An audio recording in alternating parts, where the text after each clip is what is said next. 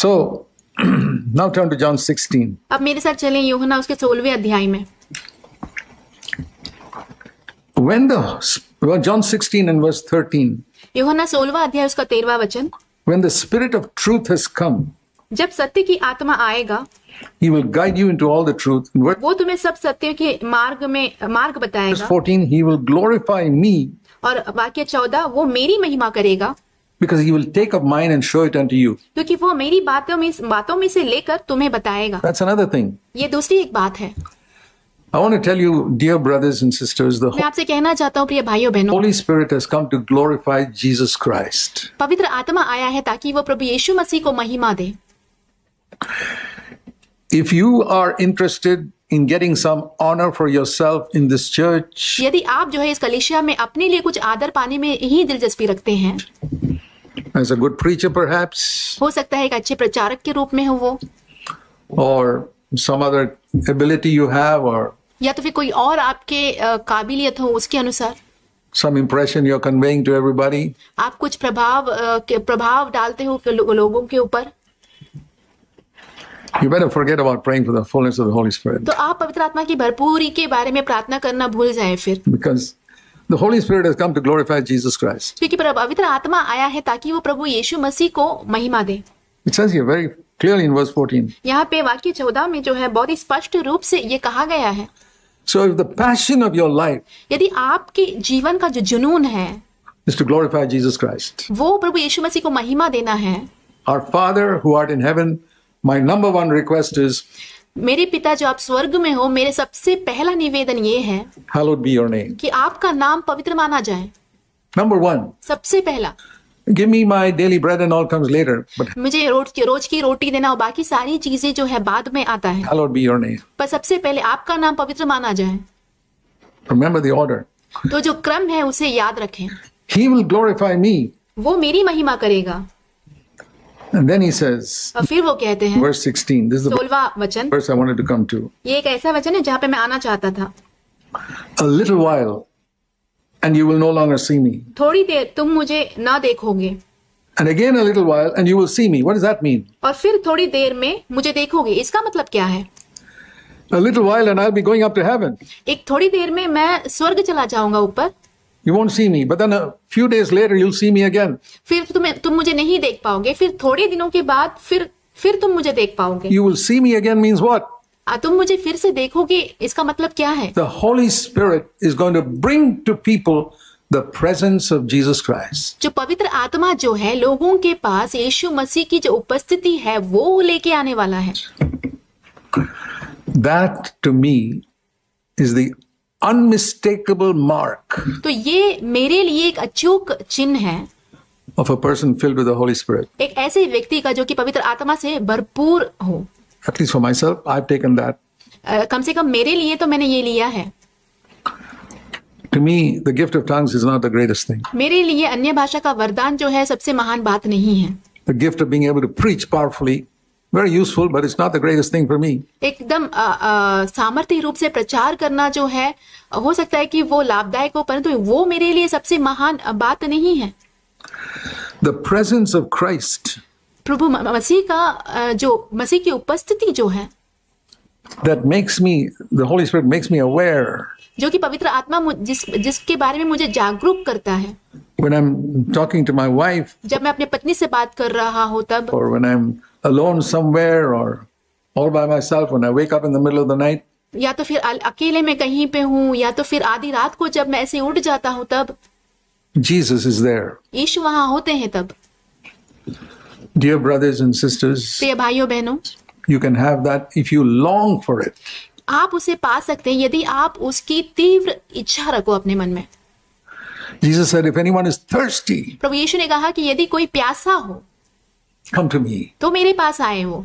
If you're desperate for this, आप इस चीज के लिए बहुत बड़ी लालसा रखते हो। I remember the years where I desperately wanted this. मैं उन वर्षों के बारे में स्मरण करता हूँ जब मैं इसे बहुत ही इच्छा पूर्वक चाहता था अपने जीवन में। Fasted and prayed and said, Lord, I want the presence of Jesus. I don't care if I never speak in tongues or have. मैंने प्रार्थना किया, उपवास किया और कहा कि मुझे प्रभु यीशु मसीह की उपस्थिति चाहिए। प्रभु मुझे कोई परवाह नहीं यदि मैं अन्य भाषा में बात करूं भी नहीं। You can take away my gift of preaching. I even मेरा जो प्रचार करने का वरदान है वो भी आप मुझसे ले सकते हैं। said that I want the presence of Jesus in front of me. और मैंने ये कह दिया था और मैंने कहा था मुझे प्रभु यीशु मसीह की उपस्थिति हमेशा चाहिए मेरे जीवन में, the time. हर समय चाहिए। You pray for that, my brother, sister. God is no respecter of persons. भाइयों बहनों, आप उस बात के लिए प्रार्थना कीजिए। परमेश्वर जो है कोई भी परमेश्वर जो है मनुष्यों के बीच में कोई पक्षपात नहीं करता। What he did for me, he'll do for you. जो प्रभु ने मेरे लिए किया है वो आपके लिए भी करेंगे। So the presence of Jesus तो प्रभु यीशु की जो उपस्थिति है is the main thing. वो सबसे मुख्य बात है। Now let me turn to Acts chapter 2. अब मैं चलता हूँ प्रेतों के काम उसके दूसरे अध्याय में। And Peter is quoting the life of Jesus here. यहाँ पे पतरस जो है प्रभु यीशु मसीह के जीवन के बारे में वचन कहते हैं। Just one verse. सिर्फ एक ही वचन। Verse 24, Acts 2:24. God प्रेतों के काम दूसरा अध्याय उसका 24वां वचन। raised him up from the dead, putting the agony of death. उसी को परमेश्वर ने मृत्यु के बंधनों से छुड़ाकर जिलाया। Verse 23, after he was nailed to a cross. वाक्य 23 में उसको क्रूस पर चढ़वाकर मार डालने के बाद। And then verse 25, this is the verse I want you to see. David says of Jesus. तो ये वाक्य 25 जो मैं चाहता हूँ कि आप देखें, यहाँ पे दाऊद जो है प्रभु यीशु मसीह के बारे में कहता है। This is what Jesus says. तो ये प्रभु यीशु कहते हैं, I saw the Lord, I saw the Father. मैंने प्रभु को देखा, मैंने पिता को देखा। Always in my presence. अपने सर्वदा अपने सामने मैंने देखा। This is how Jesus was filled with the Holy Spirit. ऐसे ही प्रभु यीशु मसीह जो है पवित्र आत्मा से परिपूर्ण होते थे। The presence of the Lord the Father was always there. He was always at his right hand. प्रभु की उपस्थिति जो है, पिता की जो उपस्थिति जो है हमेशा उसके सामने होता था और वो मेरी दाहिनी ओर है। So he was not shaken. So ताकि इसीलिए वो डगमगाए नहीं। to me that is the verse that indicates I am filled with the Holy Spirit. तो ये एक वचन है जो मुझे दिखाता है कि हाँ मैं पवित्र आत्मा से भर गया हूँ। The presence of the Lord is always there. प्रभु की उपस्थिति हमेशा सर्वदा होती है वहाँ। And he's at my right hand, so I will not shake even. और वो मेरे दाहिनी ओर है, इसलिए मैं बिल्कुल भी हिलूंगा भी नहीं। Forget about falling. I will not even shake. गिरने के बारे में भूल ही जाइए, पर मैं हिलूंगा भी नहीं। In the time of temptation, it's a wonderful promise. प्रलोभन के समय में ये जो है बहुत ही अद्भुत सा वायदा है। Now, if you that quotes from Psalm 16. और ये जो वचन है वो भजन संहिता 16 में का वचन है। So if you go back to Psalm 16, यदि आप भजन संहिता उसके 16वें अध्याय में वापस जाएंगे, where that quotation is from, जहाँ से ये वचन लिया गया है, this is the type of life God wants you and me to have, and this is the new covenant life. तो ये एक ऐसा जीवन है जो परमेश्वर चाहते हैं कि मैं और आप इसे पाएं, और यही है नई वाचा का जीवन। The presence of Christ with us. Psalm प्रभु यीशु मसीह की जो उपस्थिति हमेशा हमारे साथ होना। 16 and verse 8. भजन संहिता 16वां अध्याय उसका 8वां वचन। I have set the Lord continually before me. मैंने परमेश्वर को निरंतर अपने सम्मुख रखा है। This is what the Holy Spirit does. पवित्र आत्मा यही करता है।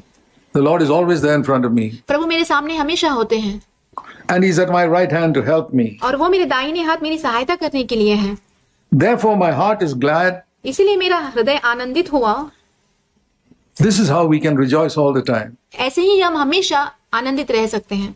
One mark of having Jesus in front of me all the time is एक चिन्ह कि प्रभु यीशु मसीह का मेरे सामने होने का ये है, you will be able to obey that otherwise impossible command.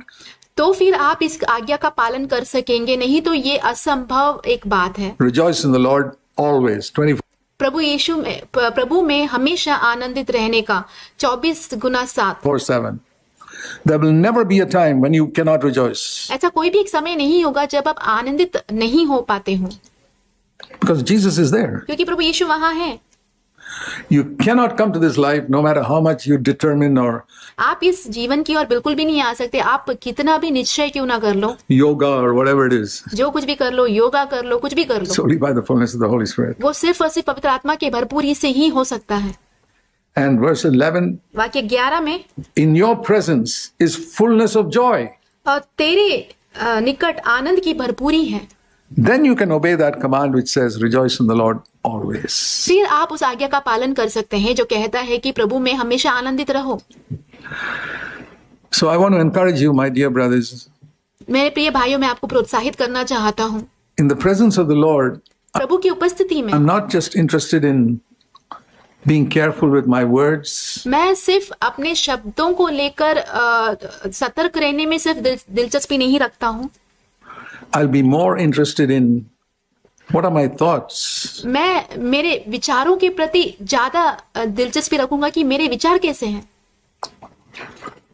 What are my attitudes towards people? लोगों के प्रति मेरा मनोभाव कैसा है, What is the motive with which I said something? मैंने कुछ बातों को कहा, उसका कहने का मेरा मकसद या उद्देश्य क्या था, What is the motive with which I did something? मैंने कुछ कार्य को किया, उस कार्य को करने का मेरा उद्देश्य क्या था।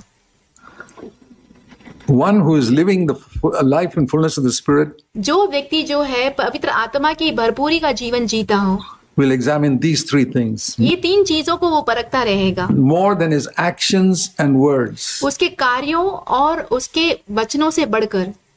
Think of 5 things in your life: आपके जीवन में 5 चीजों के बारे में आप सोचें, actions, words.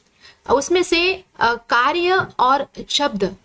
You can live a clean actions and words life with and not even be a Christian.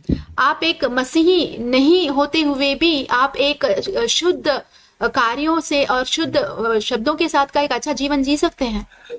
A true Christian, पर एक सच्चा मसीही जो है, when the Holy Spirit makes presence of Jesus real, he becomes more concerned about his thoughts. What am I? जहाँ जिसके जीवन में पवित्र आत्मा जो है, प्रभु यीशु मसीह की उपस्थिति जो है उसके जीवन में एक वास्तविक रूप में लाता है, वो जो है उसके सोच विचार के बारे में ज्यादा दिलचस्पी रखेगा कि मेरा सोच कैसा है, Thinking.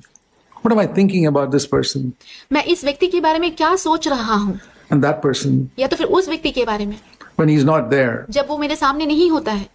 I act very nice to him, but what am I thinking about him? मैं उसके सामने अच्छे से बर्ताव करता हूँ, परंतु मैं उसके बारे में सोचता क्या हूँ। Secondly, दूसरी बात, what is my attitude मेरा मनोभाव क्या है towards different people? अलग अलग लोगों के प्रति। And third, तीसरी बात, what is my motive मेरे उद्देश्य क्या है, with which I did something or said something? जिसके जिस उद्देश्य को रखकर मैंने कुछ कार्यों को किया था या तो फिर कुछ बोल दिया था। If you are living a life of being cleansing yourself in these 3 areas, यदि आप अपने जीवन में इस 3 क्षेत्रों को जो है शुद्ध करते हुए अपने जीवन को बिताते हैं, not words and actions, those a lot of people do. कार्यों और शब्दों को नहीं, ये बहुत सारे लोग करते हैं, Thoughts, सोच, attitudes, मनोभाव, motives. उद्देश्य, You're on the right path. तो फिर आप सही मार्ग में हैं। Ask God to fill you with the Holy Spirit. परमेश्वर से मांगे कि वो आपको पवित्र आत्मा से भर दे। Amen. आमीन।